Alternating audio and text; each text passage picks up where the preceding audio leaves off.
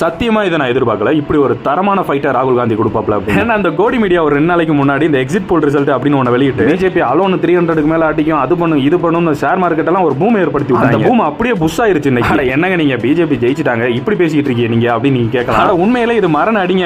அவங்களோட ஆஸ்தானமான ஏரியாவான யூபிலே சரியான அடி விழுந்திருக்கு. மட்டும் இல்லாம இந்த தடவை பிஜேபி தனி மெஜாரிட்டியில ஜெயிக்கலைன்னா கண்டிப்பா ஜெயிக்க போறதுல தெரிஞ்சு போச்சு ரிசல்ட். ஐ மீன் தனி மெஜாரிட்டியில ஜெயிக்க போறதுல கூட்டணி கட்சிகளோட சப்போர்ட்ல தான் ஜெயிக்க போறோம். இந்த 5 வருஷமும் கர்ணன் தப்புனா மரணம்ன்ற மாதிரி தான் ஓட்டணும். சரி, அந்த காமெடி ஒரு சைடு இருக்கட்டும். இவர் என்னமோ சொல்லிட்டு இருந்தாப்ல நேத்து, அதை இப்ப கேளுங்க. தோல்வி பயத்துல திராவிட முன்னேற்ற கழகம் முதலா தமிழ்நாட்டுல அவர்கள் டெபாசிட் இழக்கக்கூடிய முதல் தொகுதி கோயம்புத்தூர். ஏங்க நீங்க வேற கப்பித்தனமா பேசிட்டு இருக்கீங்க. உங்க தொகுதியோட சேர்த்து 40 தொகுதியிலும் ஜெயிச்சிட்டாங்க. ஆனா என்னதான் இந்த பிஜேபி ஜெயிச்சிருச்சு கொஞ்சம் வருத்தம் இருந்தாலும் இந்த கெட்டதுலயும் ஒரு நல்லது நடக்கும் அப்படின்னு அது மாதிரி தமிழ்நாட்டுக்குள்ள இந்த ஜாதி கட்சி மத கட்சி இவங்க எல்லாம் ஜெயிக்க விடல அப்படிங்கிறதுல ரொம்ப சந்தோஷமாயிருக்கு. ஆனா பிஜேபிக்கு யூபியில இப்படி ஒரு பெரிய சரிவுக்கு முக்கியமான காரணம் மாண்புமிகு வடக்கு நண்பர் துருராட்டி தான்.